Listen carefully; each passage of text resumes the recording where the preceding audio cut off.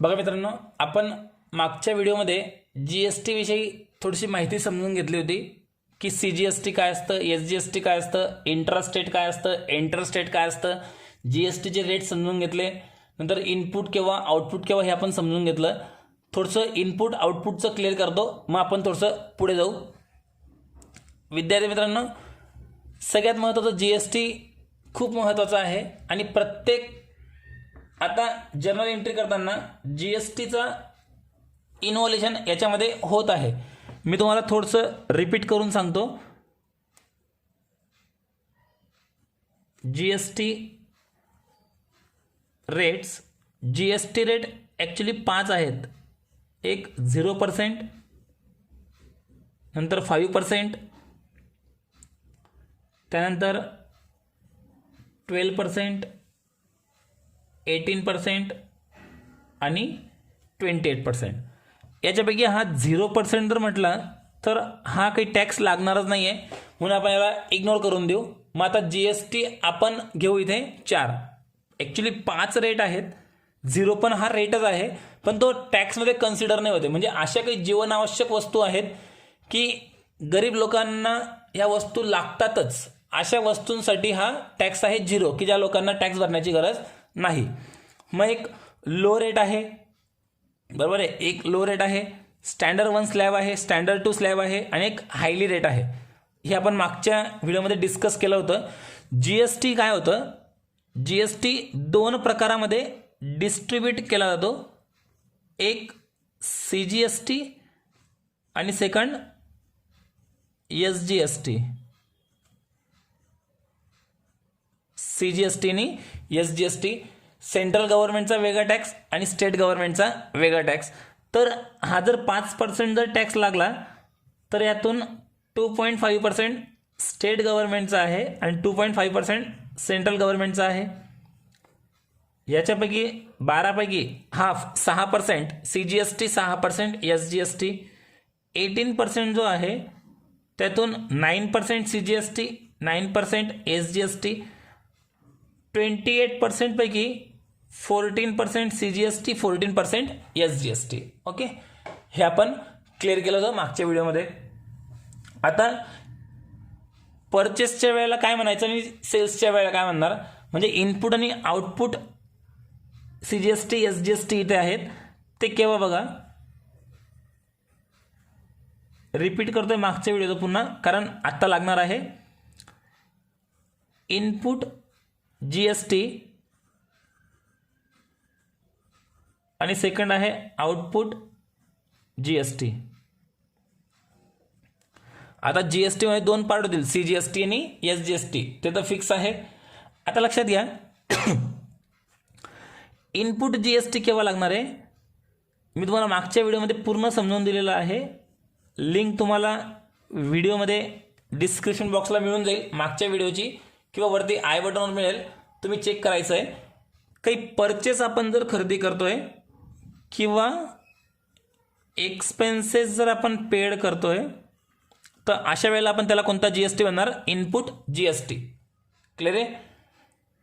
Output केव्हा म्हणणार, जेव्हा आपण काही विकतोय किंवा काही सर्व्हिस प्रोव्हाइड करतोय तेव्हा तुम्ही काय म्हणणार, आउटपुट GST. क्लिअर आहे. हे तुम्ही लक्षात ठेवणं खूप इम्पॉर्टंट आहे. इनपुट केव्हा म्हणणार आणि आउटपुट केव्हा म्हणणार, लक्षात घ्या. इनपुट केव्हा म्हणणार आणि आउटपुट केव्हा म्हणणार. जर आपण काही परचेस जर करतोय तर इनपुट GST आणि विकतोय तेव्हा आउटपुट GST. क्लिअर असेल. आता लक्षात घ्या, इनपुट असो की आउटपुट असो, आपल्या त्यात 1 रुपयाचा पण फायदा नाही, हे अगोदर क्लिअर करून घ्या. GST इनपुटचा असो किंवा आउटपुटचा असो, म्हणजे परचेसचा असू द्या किंवा सेल्सचा असू द्या, यात आपला 1 रुपयाचा फायदा नाही. GST आपल्याला 1 रुपये मिळणार नाही. जो पण GST येईल तो गव्हर्नमेंटला पेड करावाच लागेल, हे तुम्ही अगोदर क्लिअर करून घ्या. GST आपल्याला मिळत नाही. आपण फक्त कस्टमर आणि गव्हर्नमेंट यांच्यातला जो GST घेणं देणं आहे तो घ्यायचं आणि द्यायचं काम आपण मधला व्यक्ती आपण करतोय, हे लक्षात तुम्ही घेऊन घ्या. ठीक आहे. आता हे थोडं समजून देण्यासाठी मी तुम्हाला थोडंसं ॲसेट्स लायबिलिटीचं उदाहरण घेतो समजण्यापुरता. थोडं हे समजून घ्या.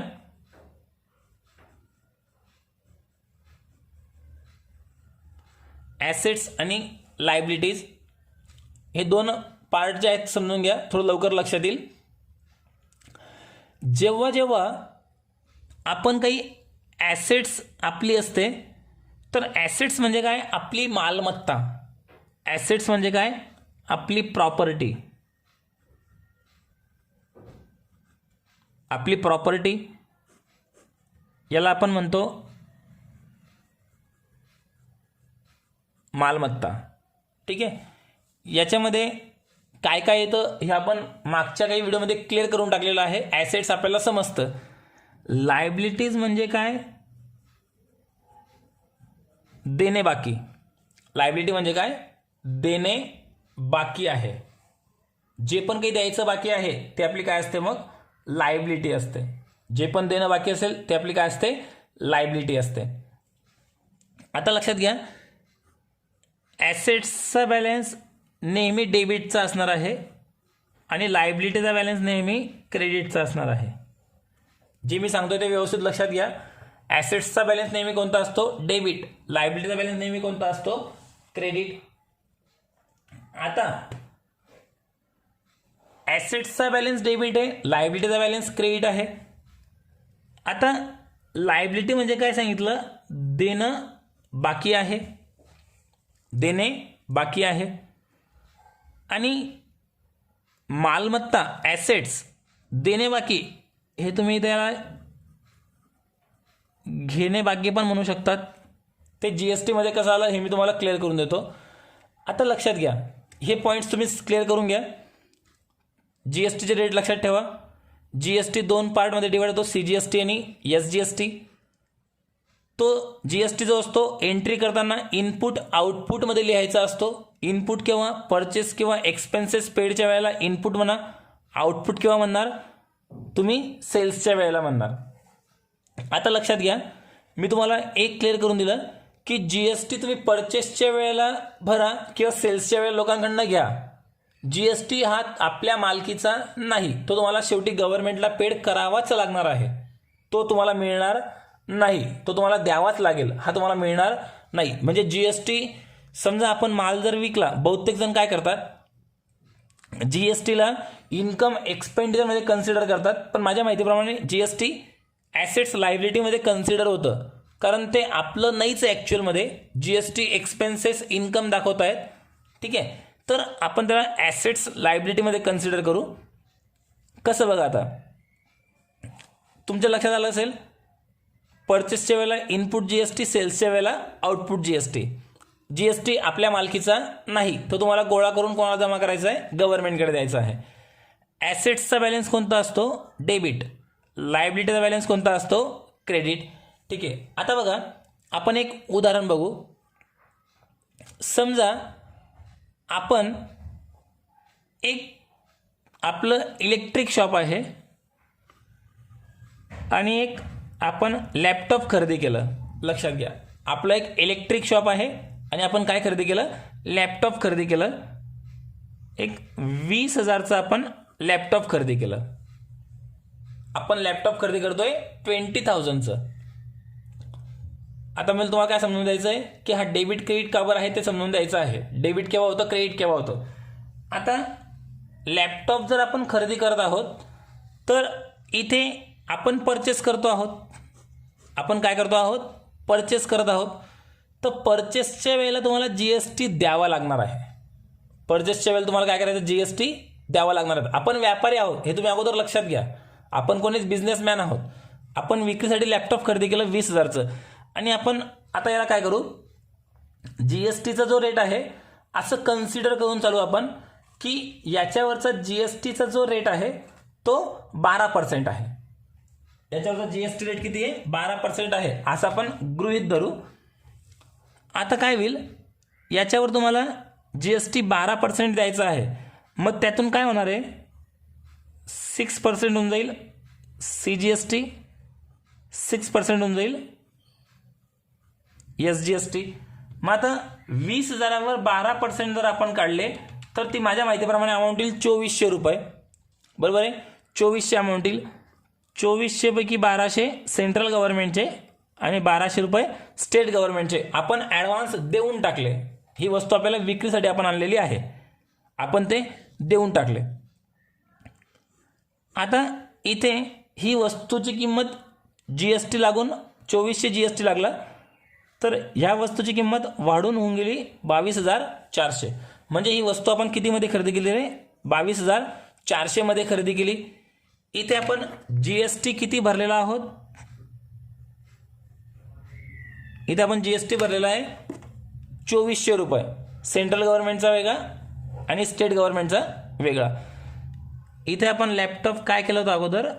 परचेस केलेला होता. आता काय करू आपण? तो लॅपटॉप सोल्ड, लॅपटॉप आपण विकतोय. आता लॅपटॉप जर आपण विकतोय, आता 22,400चा लॅपटॉप आहे, म्हणजे 20,000चं 22,400 मध्ये आपण विकलं. आता आपण काय करतोय? इथे हे लॅपटॉप 20,000चं आपण जेव्हा विकणार तेव्हा आपण गृहीत धरून चालू 22,000 रुपये आपण त्याची किंमत लावली आणि मग त्याच्यावर पुन्हा GST. आता लक्षात घ्या, जर लॅपटॉपवर खरेदी करताना जर 12% जर आहे तर विक्री करताना 12%च लावावं लागेल. तुम्ही त्याला 18 किंवा 28% मध्ये कन्सिडर नाही करू शकत. हे तुम्ही अगोदर क्लिअर करून घ्या. तर याच्यापैकी काय होईल? 6% CGST आणि 6% SGST कशावर लागेल? तर 22,000वर लागेल. मग 22,000 रुपयांवर जर 12% जर आपण काढले तर जवळपास 2,640 रुपये टॅक्स लागतोय. 2,640 रुपये. त्यातनं अर्धा चालला जाईल 1,320 रुपये CGST आणि 1,320 रुपये SGST. तर इथे जो बॅलन्स आहे तो टोटल होऊन जाईल 24,640. ही वस्तू आपण 24,640 मध्ये विकली. आता तुम्ही याच्यामध्ये किती पैसे कमवले किती नाही कमवले हा पुढचा भाग आहे. हा तुमचा पुढचा भाग आहे. आपण फक्त GSTचा विचार करतोय. इथे जेव्हा आपण तो लॅपटॉप खरेदी केला तेव्हा आपण GST किती पेड केला? 2400. आणि जेव्हा आपण त्याला विकला तेव्हा 1,320 आणि 1,320 आपण कस्टमरकडनं किती घेतला? 2,640 घेतला. आता मला सांगा 2,400 आणि 2,640 जर आपण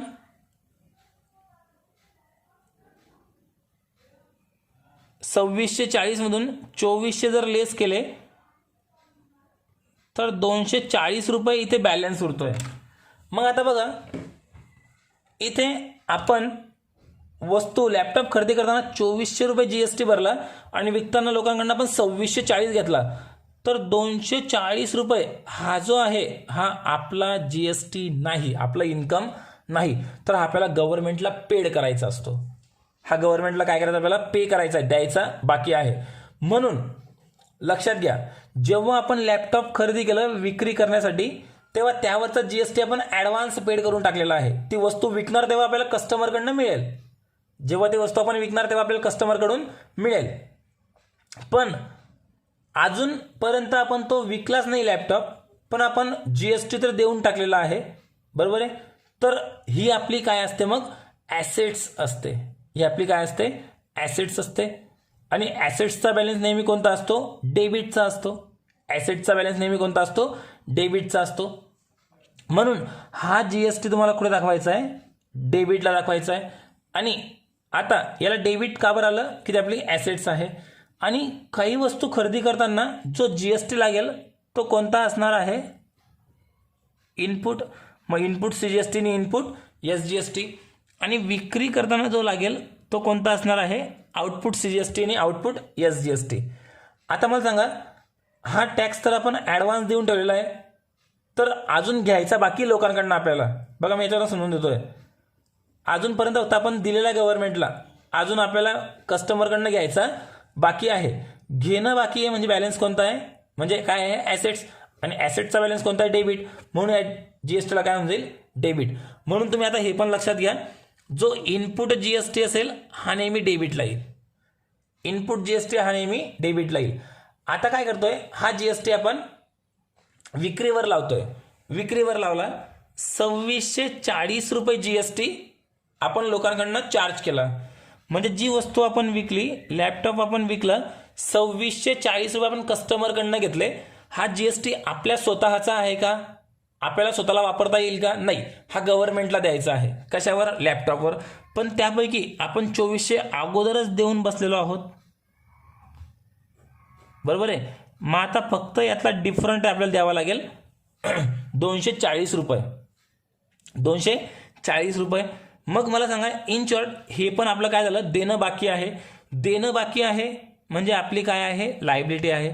आणि लायबिलिटी आहे त्याचा बॅलन्स कोणता असतो, क्रेडिटचा असतो.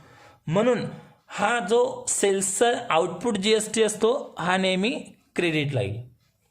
हा नेहमी कुठे येईल, क्रेडिटला यायला पाहिजे. आता टॅक्स लायबिलिटी हे जे असतं याला काय म्हणतात, टॅक्स लायबिलिटी म्हणजे जीएसटी तुम्हाला द्यायचा बाकी आहे 240. मग तुम्ही इथे 2400 दिला तर इथे तुम्हाला 2640 नाही द्यायचा आहे, लक्षात घ्या. ह्या 2640 ती वस्तू विकून 2640 आपण कस्टमरकडनं वसूल केला, पण आपण त्यातनं अगोदरच देऊन टाकलाय 2400. मग तुम्हाला हा फक्त डिफरंट द्यायचा आहे 240. ठीक आहे. तर ह्या प्रकारचं आपण एक छोटंसं एक्झाम्पल आज आत्ता बघितलं. बाकी पुढच्या व्हिडिओमध्ये आपण क्लिअर करणार.